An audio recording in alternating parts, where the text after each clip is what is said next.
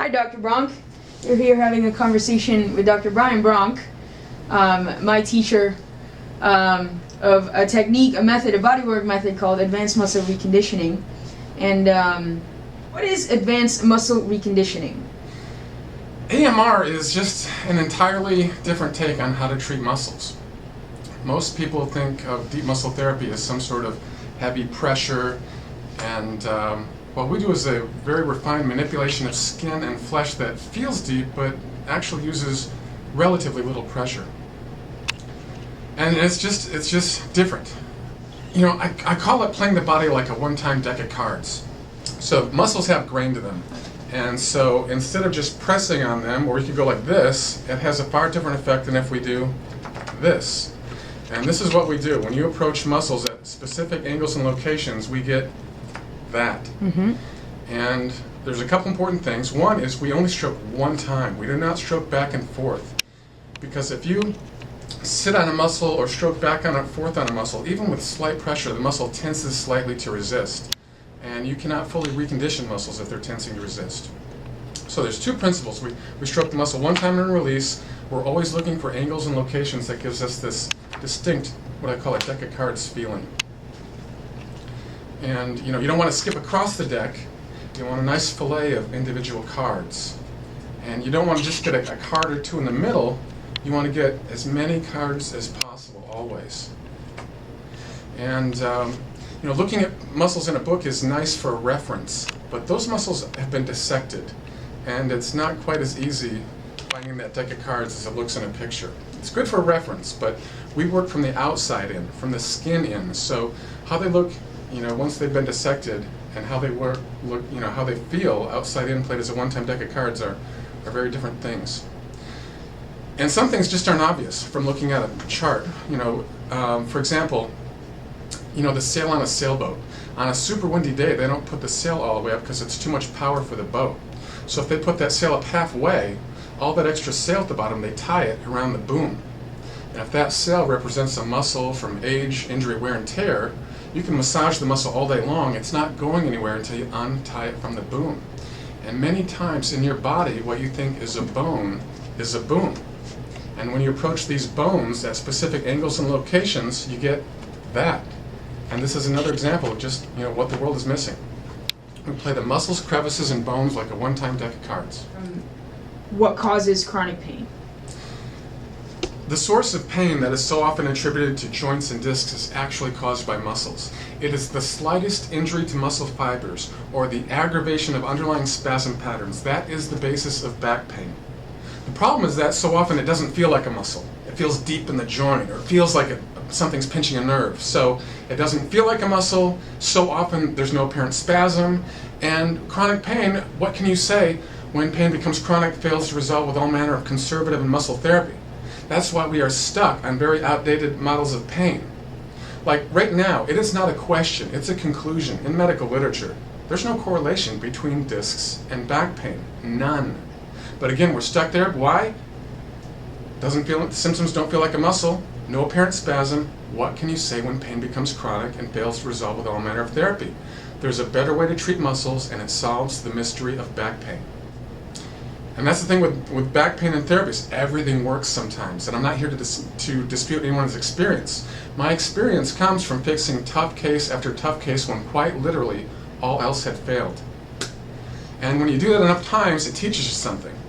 And in the process of fixing these tough cases variously diagnosed as a disc, arthritis, stenosis, spondylolisthesis, a bone spur, etc., we get the holy grail, the entire purpose of orthopedic neurological examination, which is to reproduce the familiar pain the patient's been suffering.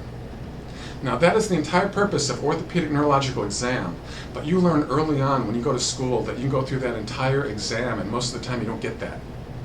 Right now, current diagnoses are just an attempt to account for your symptoms. And again, we're stuck there. The symptoms don't feel like a muscle, no apparent spasm. What can you say when it becomes chronic, fails to resolve with all manner of muscle therapy? There's a better way to treat muscles. It solves the mystery of back pain. You used to be a chiropractor, and are there people in your field who validate this work? Well, I'm not the genius behind what I propose here. It was accident of fate that I stumbled across the path of Thomas Greiner. He's really the genius behind it. Go ahead and talk about how you actually came across AMR. It was at the end of a long road. You know, as a chiropractor, you realize that the adjustment is, forgive the pun, it's not everything it's cracked up to be. You know, occasionally it's amazing, often it helps, and often it leaves you wanting. Thus, many of us, we seek answers from any of a number of sideline techniques that surround our profession. You know, AK, SOT, DNFT, there's a zillion of them. We look for answers, and we get into physical therapy modalities, and various types of stretching and deep muscle therapies, all looking for answers. And the thing is, everything does work sometimes, but there's always those tough cases I couldn't fix. And there was a time I could not fix tough cases, and I deferred to orthopedists as the experts, having the final word on back pain. Now at the time, more conflicting evidence was coming out regarding what we see on X-ray and MRI with back pain, but when pain became chronic, failed to resolve with all manner of muscle therapy, what else could it be? And that's where the world is stuck right now. They don't know any better how to treat muscles. So you're fully convinced that this is the best method of treatment for any musculoskeletal? Every time we fix a tough case, one of those chronic cases that has been let down by every other means of therapy, in the process, we get the entire purpose of orthopedic neurological examination. The patient goes, that's it, that's my problem. That's the entire purpose of exam. What is the entire purpose of the exam? Is to reproduce the familiar pain the patient's been suffering. But so often you don't get that. So right now they have come up with tests like discography, where they press a needle through your muscles into the edge of each disc with increasing pressure. Why? All in an effort to elicit the familiar pain the patient's been suffering. Because many times people have more than one herniated disc, they don't know which one to operate on. Which one's the one's causing symptoms. The thing is, the findings on discography are controversial. They don't make sense. But the whole purpose of exam of discography to reproduce the pain, that's what we do every time we fix one of these cases. At some point in the process, they go, that's it. That's my problem. It's in the muscles. We just haven't been treating them correctly. There's a big difference between a steamroller and a leaf rake. And it has to be that specific. I guess there's what you call secret spots in the body, secret crevices and patterns in the body. I call them universal ins, that on anybody there's a way in to find a distinct deck of cards.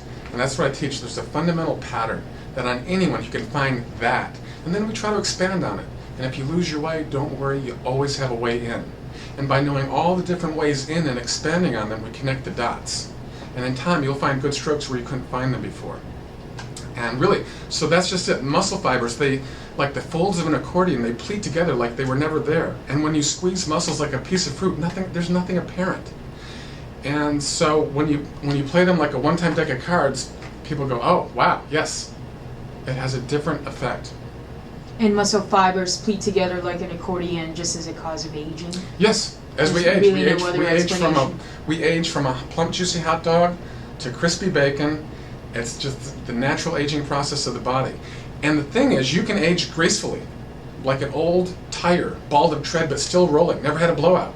So people can have old, degenerated bacon patterns, but they're holding stable. Yeah, or people can have young, fleshy muscles, but they tweak them, they're in acute pain that becomes chronic. So you can be stable, hot dog or bacon, you can be in pain, hot dog or bacon. And what about athletes that overuse their body? I guess talk about overuse. Is that plays such a big part on muscle pain and the source of Well, athletes, you know, this is the thing. When you're young, when you're Superman and Wonder Woman years, and anything works. Everything works because back pain is self-limiting. Your body makes a little bacon, numbs out underlying pain and spasm, and you're right as rain. We're resilient. We're rubber balls. But if your injury is serious enough, or if you set off one of those aged underlying patterns, then you could be in for a long road of trouble because all the therapies that used to work no longer work so well.